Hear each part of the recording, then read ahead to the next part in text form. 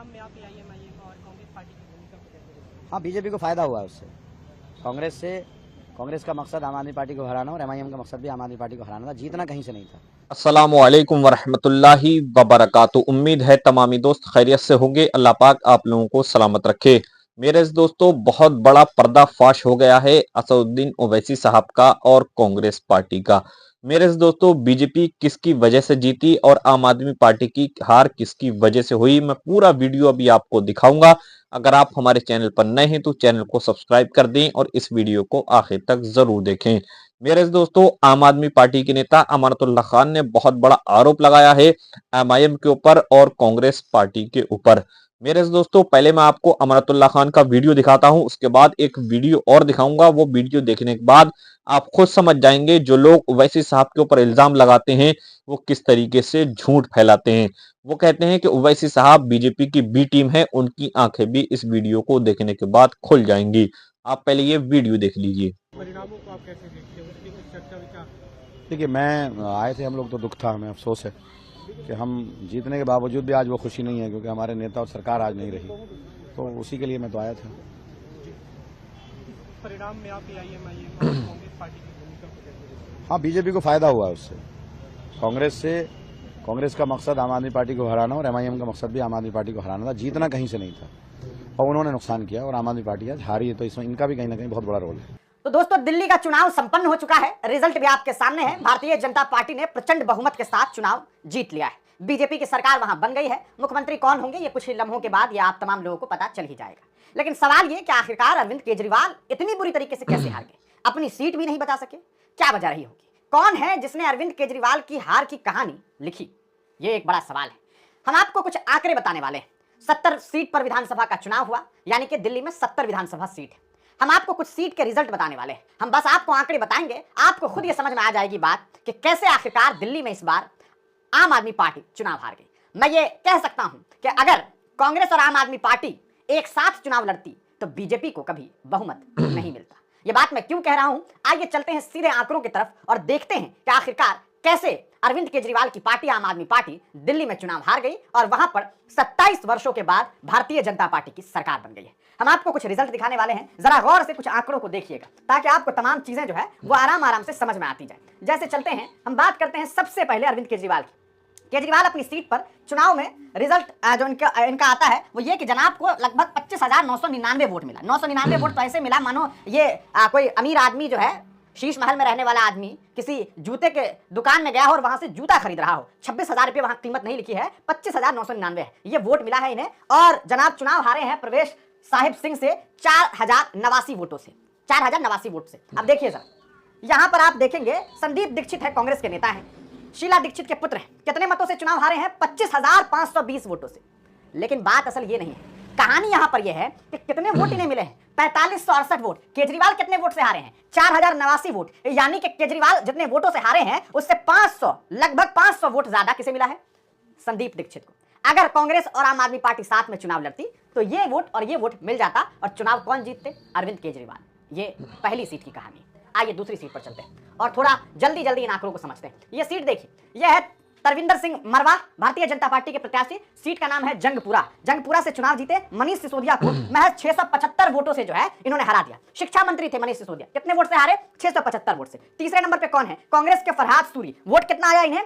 7350 vote. हारे 31,509 से, छोड़ दीजिए 7350 और 675, 10 गुना वोट किसको आ गया था? कांग्रेस को, जो हार का मार्जिन है उससे। मतलब साथ है, अगर कांग्रेस और आम आदमी पार्टी साथ चुनाव लड़ती तो कौन जीतती? यहां पर भी कहीं ना कहीं अरविंद केजरीवाल की पार्टी चुनाव जीत जाती। आइए दूसरे आंकड़े को देखते हैं। यह है ग्रेटर कैलाश शिक्षा राय, बीजेपी की प्रत्याशी। यहां पर कितने वोटों से चुनाव जीती है? 3188 वोट से। यहां पर अरविंद केजरीवाल की पार्टी को वोट मिला 46,406 वोट, यानी कि 3188 वोट से सौरभ भारद्वाज पीछे रह गए। गर्वित सिंह भी है इंटरनेशनल कांग्रेस के, 6711 वोट लाए हैं, 3188 से हारी है। अगर हारे हैं ये सौरभ जी, अगर ये दोनों आंकड़े साथ में मिल जाते तो यकीनन ये सीट किसके पास जाती? आम आदमी पार्टी यानी कि इंडिया महागठबंधन के पास जा सकती थी। इसी तरीके से देखिए, ये मालवीय नगर का हालात है। सतीश उपाध्याय जो है वो भारतीय जनता पार्टी के प्रत्याशी हैं। इन्हें कितना वोट मिला है भाई? देखिए 39,564, 2131 वोट से हारे हैं। यहाँ पर देखिए जितेंद्र कुमार कोचार जो इंटरनेशनल कांग्रेस के प्रत्याशी हैं, उन्हें कितना वोट मिला? 6770 वोट, यानी कि ये सीट भी जो है वो सीधे तौर पर कहा जा सकता है कि आराम से जो है वो इंडिया महागठबंधन जीत सकती थी। इसके अलावा देखिए ग्रेटर कैलाश से, यहाँ पर शिक्षा राय हमने बताया था ग्रेटर कैलाश का। अभी देखिए बदली सीट है, बदली सीट में कितने वोट से भारतीय जनता पार्टी के प्रत्याशी ने 15,163 वोट से चुनाव जीता है। और यहाँ पर कांग्रेस के प्रत्याशी देवेंद्र यादव कितने वोट लेकर के आए हैं भाई? वो लेकर आए हैं 20,121 वोट। 15,000 से ये हार गए। मतलब अगर दोनों साथ में होते तो आराम से यहाँ पर भी बीजेपी चुनाव, आम आदमी पार्टी जो है वो चुनाव जीत जाती, यानी कि इंडिया महागठबंधन चुनाव जीतती। इसके अलावा देखिए ये मुस्तफाबाद सीट है। मुस्तफाबाद से क्या हुआ? मोहन सिंह बिष्ट जो है वो बीजेपी के प्रत्याशी है। कितना वोट आया इन्हें? 85,215। यहाँ पर क्या हुआ? यहाँ पर आम आदमी पार्टी को कितना है?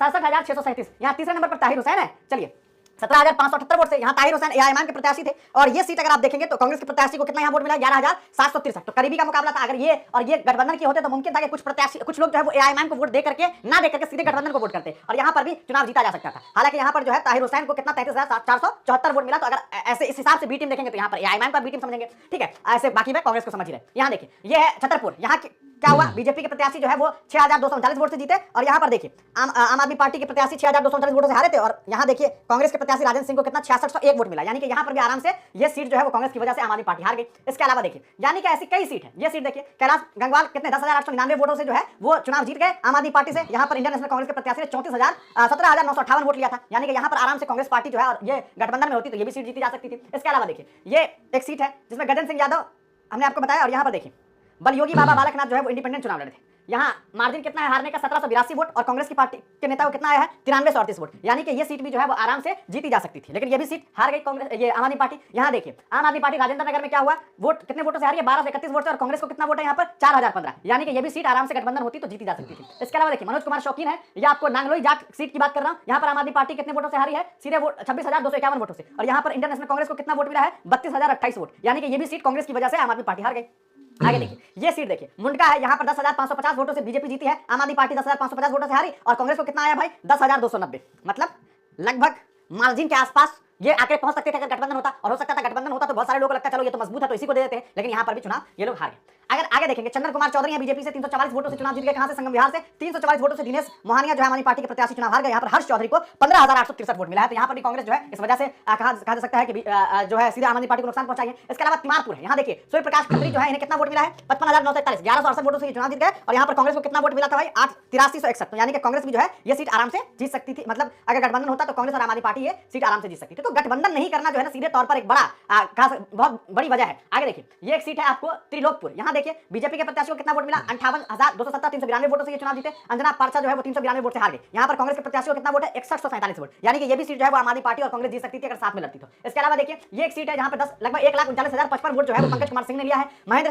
यादव जो है कितने वोटों से हारे? 8,165 वोटों से। लेकिन यहाँ पर देखिए कांग्रेस के प्रत्याशी को कितना है? 6358 वोट है। यानी कि लगभग मार्जिन के आसपास पहुंच सकते थे अगर ये दोनों साथ में मिलकर के चुनाव लड़ते। और बहुजन समाज पार्टी इन दोनों ने मिलकर के जो है यहाँ पर बी टीम का काम किया एक तरह से। और देखिए कैसे जो है वो यहाँ पर कांग्रेस जो है वो हार गई। तो सॉरी आम आदमी पार्टी हार गई। अगर इन आंकड़ों को देखेंगे जो हमने आपको आंकड़े गिनाए हैं तो सीधे तौर पर आपको ये बात समझ में आ गई कि लगभग मैंने जो है आपको 14 सीट ऐसी दिखाई है।